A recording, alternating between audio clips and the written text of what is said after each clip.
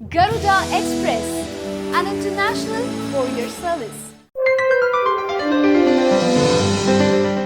భారతదేశ చక్రవర్తిగా కీర్తి సంపాదించిన మొఘల్ చక్రవర్తి అక్బర్ క్రీస్తు శకం 1556 నుంచి 1605 వరకు పరిపాలించారు. గొప్ప పాలనా దక్షుడిగానూ లౌకికవాదిగానూ ప్రజల నుంచి మన్ననలందుకున్న అక్బర్ చక్రవర్తి జీవితంలో మాత్రం నిజమైన ప్రేమకు చోటే లేదట. ఈ విషయం బెల్జియం రచయిత డిర్క్ కొలాయర్ రాసిన a fictional autobiography of Mughal king Akbar పుస్తకంలో వెల్లడించారు. ఈ విషయాలను అక్బర్ తన కుమారుడు జహంగీర్కు రాసిన లేఖను చారిత్రక వాస్తవాలు, చక్రవర్తి రచనలు అనే చాప్టర్లో రచయిత పొందుపరిచారు.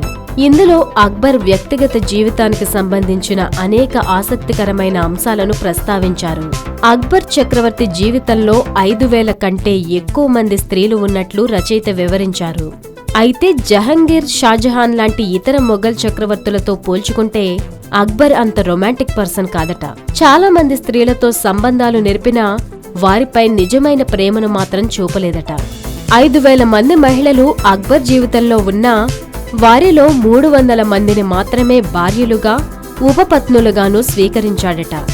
చారిత్రక ఆధారాల ప్రకారం జోధాతో అక్బర్ ప్రేమ కథకు ఎలాంటి సాక్ష్యాలు లేవట. అయితే చరిత్రకారుల ప్రకారం జోధా అసలు పేరు మరియం ఉజ్ జమానీ. ఇతర భార్యల కంటే ఈమె ఎందుకు ప్రత్యేకమంటే అందరికంటే ముందు మొఘల్ సామ్రాజ్యానికి జహంగీర్ను వారసుడిగా ఇచ్చింది కాబట్టి.